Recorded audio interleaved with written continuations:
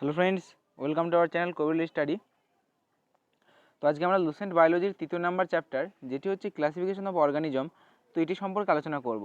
তো এর আগে আমাদের ফিজিক্স ও কেমিস্ট্রি কমপ্লিট হয়ে গেছে। তোমরা যদি না দেখে থাকো তো আমার চ্যানেলে প্লে লিস্ট করা আছে, ওখান থেকে গিয়ে দেখে নিতে পারো। তো আজকে শুরু করছি। দেখো, ক্লাসিফিকেশন অফ অর্গানিজম।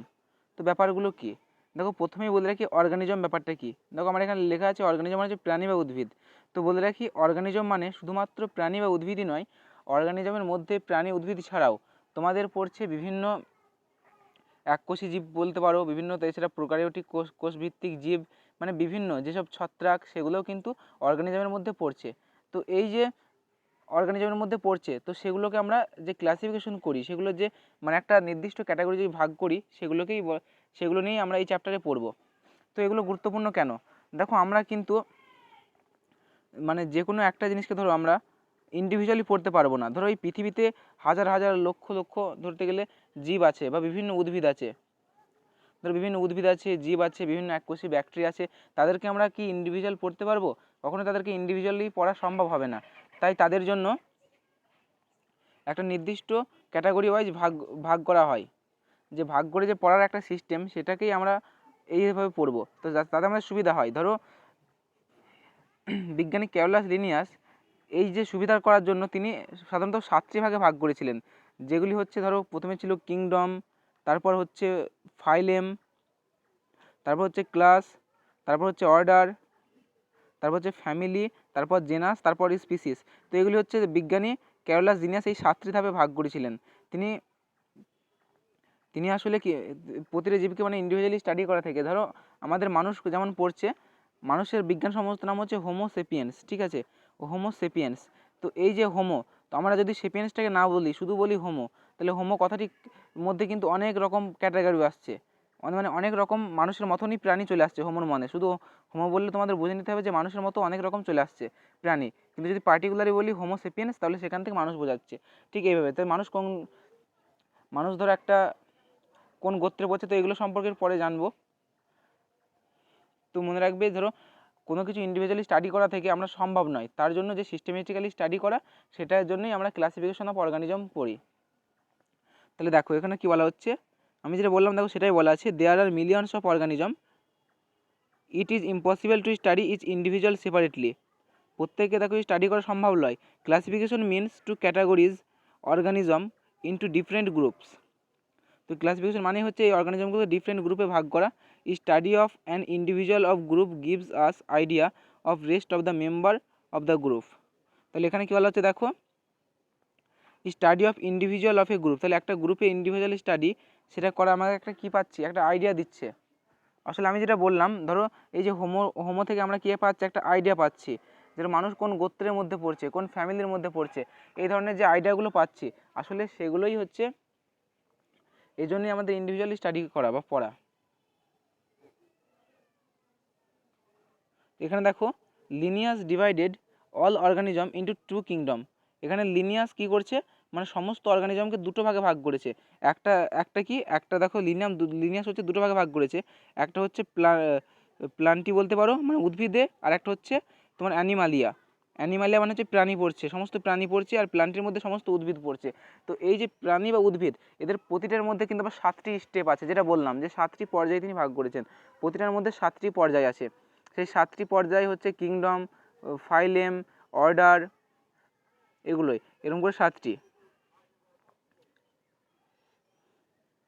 তোমরা দেখে নেবে। তাদের দেখো,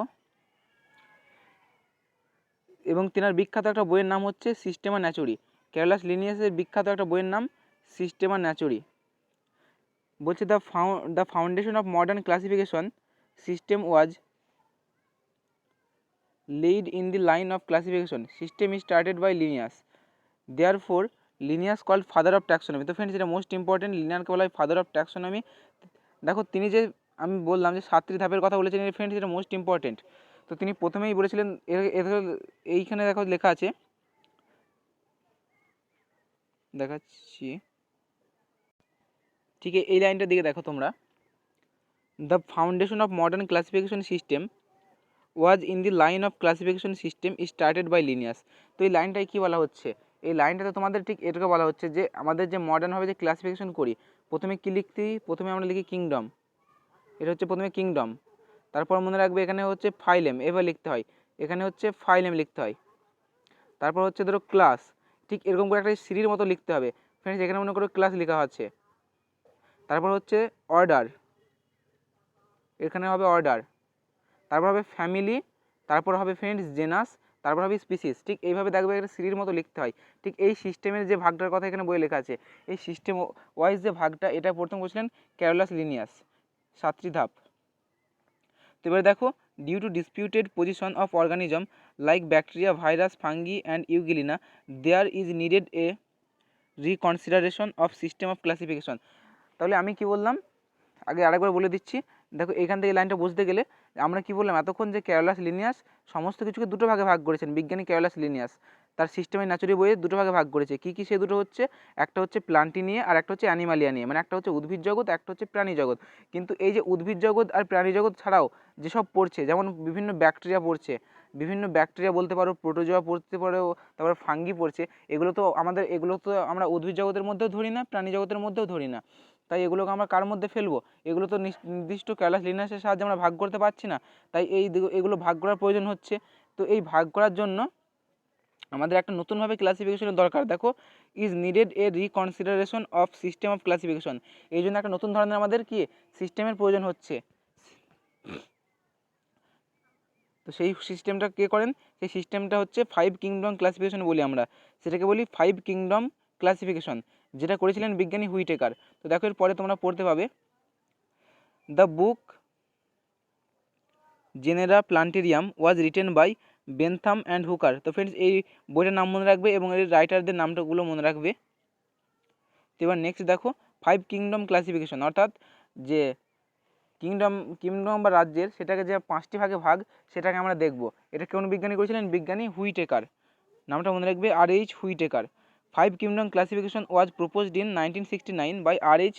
হুইটেকার। ফ্রেন্ডস মোস্ট ইম্পর্টেন্ট যে 5 কিংডম ক্লাসিফিকেশন কোন বিজ্ঞানী করেছিলেন, কত সালে করেছে এটাও মনে রাখতে পারো, 1969 সালে R.H. হুইটেকার।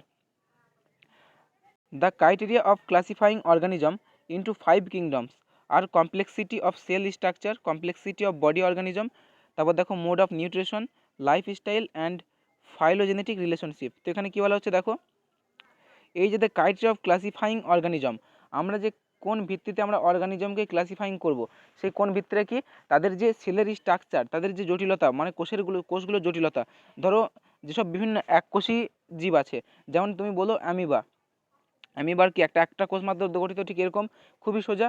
তাই এটা হচ্ছে এই যে সেলের স্ট্রাকচার খুবই সহজ, সেরকম জটিল নয়। কিন্তু অ্যামিবার পর ধরো অন্যান্য বিভিন্ন ধরো আমাদের হিউম্যান বডির কোষ, তো সেগুলোর মধ্যে কি অনেক জটিলতা আছে। তো এই যে জটিলতার ভিত্তিতে তাদেরকে আমরা ক্লাসিফিকেশন করে থাকি। এছাড়া কি তাদের বিভিন্ন বডি অর্গানিজমের ভিত্তিতে ক্লাসিফিকেশন করে থাকি। এছাড়া মোড অফ নিউট্রিশন, তো এই মোড অফ নিউট্রিশন মানে কি, যে তারা মানে কোন পদ্ধতিতে তাদের খাবার সংগ্রহ করে, সেটা কি পরভোজী, স্বভোজী, না অন্যান্য ভাবে খাবার সংগ্রহ করে মিথজীবী, ঠিক এরকম পদ্ধতি বলে মোড অফ নিউট্রিশন। এরপর দেখো লাইফস্টাইল, তাদের লাইফস্টাইল এবং যে ফাইলোজেনেটিক রিলেশনশিপ, সেই ভিত্তিতে আমরা তাদেরকে ক্লাসিফিকেশন করে থাকি। তো মেনলি আমরা যেটা করে থাকি মানে কমপ্লেক্সিটি অফ সেল স্ট্রাকচার, ঠিক আছে, এতগুলো সবের উপর ভিত্তি করে আমরা ক্লাসিফিকেশন করে থাকি। তো এই বিজ্ঞানী হুইটেকার কী করলেন, 5টি ভাগে ভাগ করে দিলেন। সেই 5টা কী কী, প্রথমে পড়ছে মনেরা, তারপর পড়ছে প্রোটিস্টা, তারপর হচ্ছে ফাঙ্গি, তারপর তিনি করেছেন প্লান্টি, এছাড়া অ্যানিমালিয়া।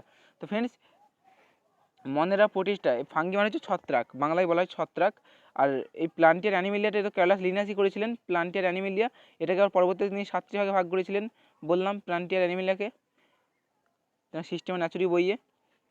এবার দেখো আমরা এই 5টি ভাগ সম্পর্কে পড়ে নিই। মনেরা সম্পর্কে জানবো, প্রোটিস্টা সম্পর্কে জানবো, ফাঙ্গি সম্পর্কে জানবো, প্লান্টি আর অ্যানিমেলিয়া সম্পর্কে জানবো। তো প্রথমে আমরা চলে আসছে মনেরা সম্পর্কে। তো মনেরাতে কী বলা হচ্ছে দেখো, it includes all prokaryotic organism like bacteria, cyanobacteria and archaebacteria. তাহলে এইটা কারণ কী কী ইনক্লুড করছে মনেরার মধ্যে, প্রোকারিওটিক অর্গানিজম। তো ফ্রেন্ডস এই যে প্রোকারিওটিক অর্গানিজম মানে কি, এটা তোমরা প্রোকারিওটিক কোষ যখন পড়াবো তখন ভালোভাবে বুঝতে পারবে। এরপরেই আছে তো এটা মনে রাখো, প্রোক্যারিওটিক মানে হচ্ছে, প্রোক্যারিওটিক অর্গানিজম মানে হচ্ছে সেই সমস্ত অনুন্নত যাদের কোষের উন্নতি ঘটেনি, মানে একবার পিছিয়ে পড়া বলতে পারো। মানে যখন পৃথিবী ধরো সৃষ্টির সময় আদি লগ্নে তখনকার যুগের প্রাণী বলতে পারো তোমরা। প্রাণী তো নয় আসলে এগুলো এককোষী সব, মনেরা বলতে পারো প্রোক্যারিওটিক। তো পরে যখন পড়াবো তখন বুঝতে পারবে প্রোক্যারিওটিক কোষ কি, তখন এটা ভালোভাবে বুঝতে পারবে।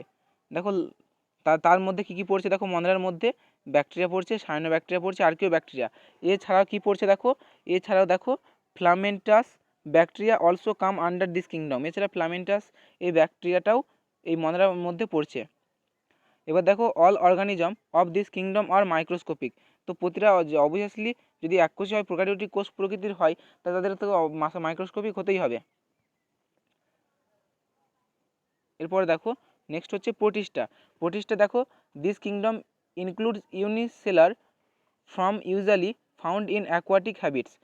তো এই যে প্রোটিস্টা, এর মধ্যে যেসব ইউনিসেলার মানে এককোষী যেসব মানে পড়ছে, যেসব জীব বলতে পারো পড়ছে, তারা সাধারণত অ্যাকোয়াটিক হ্যাবিটস মানে তাদের সাধারণত জলে পাওয়া যায়, বিশেষ করে এরা সমুদ্রে জলে বেশি থাকে। তাদের হচ্ছে অ্যাকোয়াটিক হ্যাবিটস মানে জলে থাকে, জলে পাওয়া যায়। On the basis of mode of nutrition মানে তাদের যে খাবারের যে প্রকৃতি, দে আর অটোট্রপিক, মানে তারা কি করে হয় অটোট্রপিক মানে হয়তো নিজের খাদ্য নিজে তৈরি করতে পারে। প্যারাসাইটিক মানে হচ্ছে ধরো কোনো একটা প্রাণী সে অন্য প্রাণীর ওপর নির্ভর করে যে খাবার সংগ্রহ, সেটাকে বলা হয় প্যারাসাইটিক, সেটাকে বলা হয় প্যারাসাইটিক, মানে সহজভাবে বলতে গেলে। অ্যান্ড স্যাপ্রোফাইটিক, এবং আরেকটা হচ্ছে স্যাপ্রোফাইটিক প্রকৃতির। তো ফ্রেন্ডস এখানে দেখো স্যাপ্রোফাইটিক মানে তুমি যদি সহজভাবে বুঝতে চাও, তো স্যাপ্রোফাইটিক মানে হচ্ছে যে ধরো কোনো একটা প্রাণী মারা গেল, তো তার উপরে সেই মরা প্রাণীটাকে ভক্ষণ করে যেসব প্রাণী বেঁচে থাকে, তো সেগুলো বলা হয় স্যাপ্রোফাইটিক সাধারণত। এবার দেখো diatoms, flagella and protozoa came under this kingdom. এছাড়া কী কী পড়ছে, ফ্লাজেলা পড়ছে এবং প্রোটোজোয়া পড়ছে। কার মধ্যে? প্রোটিস্টার মধ্যে। তাহলে যদি বলা হয় প্রোটিস্টার উদাহরণ দাও, তাহলে ফ্লাজেলা বলতে পারো, প্রোটোজোয়া বলতে পারো। এগুলো সব হচ্ছে কার মধ্যে পড়ছে? প্রোটিস্টার মধ্যে পড়ছে, ফ্লাজেলা আর প্রোটোজোয়া। এরপর দেখো euglena have both heterotrophic and autotrophic mode of nutrition. তো ইউগ্লিনার মধ্যে কী কী দেখা যায়? এরা দুই ধরনের মানে ভক্ষণ করতে পারে, একটা হচ্ছে হেটারোট্রপিক আর একটা হচ্ছে অটোট্রপিক। মানে ইউগ্লিনা কী করতে পারে? নিজের খাদ্য নিজে তৈরি করতে পারে। ইউগ্লিনা হচ্ছে নিজের খাদ্য নিজে তৈরি করতে পারে। এছাড়া এটা হেটারোট্রপিক মানে অন্য প্রাণীকেও ভক্ষণ ধরো হেটারোট্রপিক মানে কি, ধরো আমরা কি খাচ্ছি, আমরা ধরো গাছ বিভিন্নভাবে খাদ্য উৎপাদন করছে সূর্যালোকের সাহায্যে। আমরা তো নিজের খাদ্য নিজে উৎপাদন করতে পারি না, তো গাছ খাদ্য উৎপাদন করলো, সেই গাছের খাবার খেয়ে আমরা বেঁচে থাকছি। তো এই ধরনের যে খাবার সংগ্রহের পদ্ধতি, এগুলো হচ্ছে হেটারোট্রপিক চলন। আশা করছি বুঝতে পেরেছো। সেটা বুঝতে কোনো রকম অসুবিধা হলে কমেন্ট অবশ্যই জানাবে। আর অটোট্রপিক মানে বললাম নিজের খাদ্য নিজে তৈরি করতে পারে। তাহলে ইউগ্লিনা হচ্ছে দুটো রকমেরই এর মোড অফ নিউট্রিশন দেখা যায় ইউগ্লিনার, একটা হচ্ছে হেটারোট্রপিক আর একটা হচ্ছে অটোট্রপিক মোড অফ নিউট্রিশন। ঠিক আছে, এবার দেখো so it is placed between plant and animal. তাহলে এই যে ইউগ্লিনা, এটাকে আমরা কার মধ্যে মধ্যবর্তী পর্যায়ে ধরতে পারি? এটা দেখো আমরা সাধারণত প্লান্ট কী করে নিজের খাদ্য নিজে তৈরি করতে পারে, আর অ্যানিমালিয়া কি নিজের খাদ্য নিজে তৈরি করতে পারে না, তবে অন্য প্রাণীর উপর নির্ভর করে, তার জন্য এটাকে কী বলি? হেটারোট্রপিক বলি। তাহলে এই প্লান্ট ইউগ্লিনার মধ্যে দেখো আমরা হেটারোট্রপিকও দেখতে পাচ্ছি লক্ষণ, আবার অটোট্রপিকও দেখতে পাচ্ছি। তাই এটাকে আমরা বলতে পারি ইউগ্লিনা, যেটা প্লান্ট আর অ্যানিমালদের মধ্যবর্তী পর্যায়ে আছে ইউগ্লিনা। ঠিক আছে, তো এরপর দেখো ফাঙ্গি কি বলা হচ্ছে? ফাঙ্গি বা ছত্রাক, this kingdom includes non green plants. যে সমস্ত সবুজ নয় সেই সমস্ত উদ্ভিদগুলো ফাঙ্গি পর্যায়ের মধ্যে পড়ছে। It has saprophytic nutrition and growing on dead and. তো ফ্রেন্ডস যেটা বললাম তোমাদের এখনই, যে স্যাপ্রোফাইটিক মানে কি বললাম? মৃত প্রাণীদের উপর ভক্ষণ করে। তো সেটাই দেখো লেখা আছে, saprophytic nutrition and growing on dead and decaying organic matter. তো যে সমস্ত দেখো ডেড এবং অর্গানিক ম্যাটারের উপর বৃদ্ধি পাচ্ছে স্যাপ্রোফাইটিকভাবে। এছাড়া মনে রাখবে the cell wall is composed of chitin. তো এদের যে সেল ওয়াল মানে হচ্ছে কোষ প্রাচীর, যাকে আমরা বলে থাকি। কোষ প্রাচীর সাধারণত উদ্ভিদ কোষে দেখা যায়, প্রাণী কোষে দেখা যায় না, এগুলো পরে জানবো। তো মনে রাখবে এই ফাঙ্গির সেল ওয়াল কী দ্বারা নির্মিত? চিটিন দ্বারা নির্মিত। ফাঙ্গির সেল ওয়াল হচ্ছে চিটিন দ্বারা নির্মিত। এরপর দেখো এক্সাম্পলের মধ্যে কী কী পড়ছে? মাশরুম পড়ছে, মিউকর পড়ছে, অ্যালবুগো পড়ছে। এগুলো সবই হচ্ছে ফাঙ্গির মধ্যে পড়ছে। তুমি মোস্ট ইম্পর্টেন্ট এগুলো মনে রাখবে। এরপর দেখো প্লান্টি। তো প্লান্টি মানে উদ্ভিদ। This kingdom includes all plants. এই প্লান্টের মধ্যে সব রকমের উদ্ভিদ পড়ছে, শুধু কোনটা বাদ দিয়ে? অ্যালগি বাদ দিয়ে, ডায়াটমস বাদ দিয়ে, ফাঙ্গি বাদ দিয়ে, আর মেম্বার অফ মনরা প্রোটিস্টা, মনরা প্রোটিস্টার মেম্বার বাদ দিয়ে, অ্যালগি, ডায়াটম, ফাঙ্গি বাদ দিয়ে যত রকমের উদ্ভিদ আছে পৃথিবীতে সব প্লান্টির মধ্যে পড়ছে, উদ্ভিদ জগতে পড়ছে। আর অ্যানিমালিয়ার মধ্যে কী কী পড়ছে? অ্যানিমালিয়া জগতের মধ্যে almost all animal comes under this kingdom expect protozoa. তো প্রোটোজোয়া বাদ দিয়ে অলমোস্ট সমস্ত অ্যানিমেলগুলো অ্যানিমালিয়ার মধ্যে পড়ছে। তো এটা হচ্ছে বিজ্ঞানী আর.এইচ. হুইটেকারের যে 5টি ভাগ সেগুলো সম্পর্কে জানলাম। তো এরপরে কী করেছিলেন বিজ্ঞানী? বললাম যে ক্যারোলাস লিনিয়াস এই প্রতিটি ভাগে অ্যানিমালিয়াকে আর প্ল্যান্টটিকে 7টি করে ভাগে ভাগ করেছিলেন। তো এরপর দেখো এখানে এত অবধি দেওয়া আছে। এরপর আছে বাইনোমিয়াল নোমেল কালচার। বাইনোমিয়াল নোমেল কালচারকে এখানে বাংলায় বলা হয় দ্বিপদ নামকরণ। দ্বিপদ নামকরণ কেন বলা হয়? কারণ দুটি পদ নিয়ে গঠিত, একটা হচ্ছে গণ এবং আরেকটা হচ্ছে প্রজাতি বাংলায় বললে, মানে জেনাস, আর একটা হচ্ছে স্পিসিস। তো দেখো there was the needed of uniform international naming. তো এই বাইনোমিয়াল নামকরণ দ্বিপদ নামকরণ মানে হচ্ছে কোনো কিছুর বিজ্ঞানসম্মত নাম বলি, এটা বিজ্ঞানীদের দেওয়া নাম আসলে, এটা হচ্ছে ইন্টারন্যাশনাল নাম। তুমি ধরো কোনো জিনিসের নাম জানো না, তুমি তুমি যদি সেটা বায়োনমিক্যাল নাম জানো তো সেটা সার্চ করো, দেখবে খুব সহজেই পেয়ে যাবে।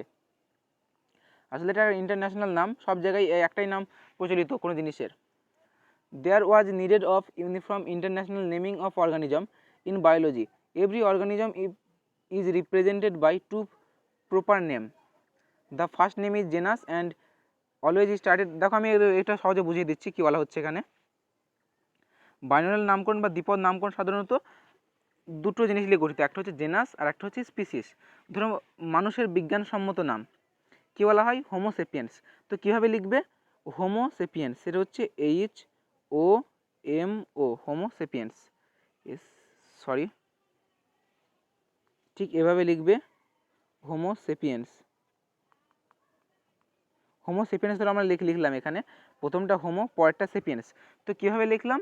এই যে দ্বিপদ নামকরণের প্রথম অক্ষরটা স্টার্ট হলো এইচ, এটা সবসময় ক্যাপিটাল লেটার দিয়ে শুরু হবে, ক্যাপিটাল লেটার দিয়ে শুরু হবে। এবং তারপরে এটা হচ্ছে প্রথমটা বলা হয় জেনাস আর পরেরটা ধাপটা বলা হয় স্পিসিস। ঠিক আছে, প্রথমটা বলা হয় জেনাস, পরেরটা বলা হয় স্পিসিস, অর্থাৎ বাংলায় গণ, পরেরটা প্রজাতি। তো এই গণের প্রথম অক্ষরটা একবারে ক্যাপিটাল লেটার শুরু হবে। আর মনে রাখবে প্রতিটা হরফ কিন্তু বাঁকানো হরফে লেখা হবে, যাকে আমরা সাধারণত ইটালিয়ান বলে থাকি, অর্থাৎ বাঁকা হরফে লেখা হয়। আর এই যে সেকেন্ডে যখন লিখবো, ধরো হোমো সেপিয়েন্স লিখলাম, তো সেপিয়েন্সের এস কিন্তু স্মল লেটার থেকে শুরু হবে, এখানে কিন্তু ক্যাপিটাল লেটার হবে না, শুধু একেবারে প্রথমটাই ক্যাপিটাল লেটার হবে। ঠিক আরেকটা যদি লিখি আমরা যে মটরশুটির বিজ্ঞানসম্মত নাম, ধরো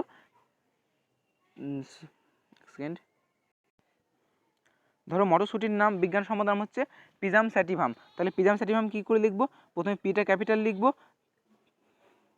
ধরো এখানে পিজাম লিখলাম, তারপরে একটু স্পেস দিয়ে লিখবো স্যাটিভাম, কিন্তু এখানে এসটাও স্মল লেটারের। ঠিক আছে, তো এভাবে প্রথমটা হবে ক্যাপিটাল লেটার দিয়ে শুরু হবে এবং পরেরটা স্মল লেটারে শুরু হবে। ঠিক এভাবে দ্বিপদ নামকরণ করা হয়। তো এখানে এটাই বলা হয়েছে, তোমরা দেখে নেবে।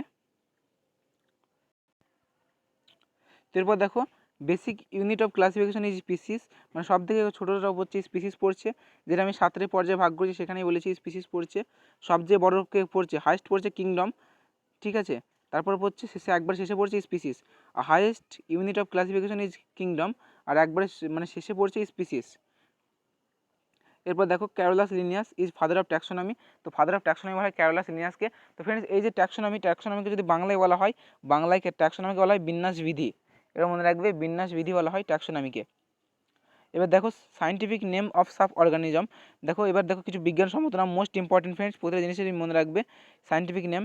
তো মানুষের বিজ্ঞানসম্মত নাম হোমো সেপিয়েন্স, ক্যাটের হচ্ছে ফেলিস ডোমেস্টিকা, ক্যাটের ফেলিস ডোমেস্টিকা, ম্যাঙ্গোর হচ্ছে ম্যাঙ্গিফেরা ইন্ডিকা, গ্রামের হচ্ছে সাইসের আরেটিনিয়াম, তারপর হচ্ছে মাস্টার্ডের হচ্ছে ব্রাসিকা ক্যাম্পেস্ট্রিস, এবার হচ্ছে হোয়েটের হচ্ছে ট্রিটিকাম অ্যাস্টিভাম, ফ্রগের হচ্ছে রানা টাইগ্রিনা, ডগের হচ্ছে ক্যানিস ফ্যামিলারিস, রাইসের হচ্ছে ওরাইজা স্যাটিভা, কাউয়ের হচ্ছে বস ইন্ডিসাস, হাউস ফ্লাইয়ের হচ্ছে মিউস্কা ডোমেস্টিকা, পিয়ের হচ্ছে পিজাম স্যাটিভাম।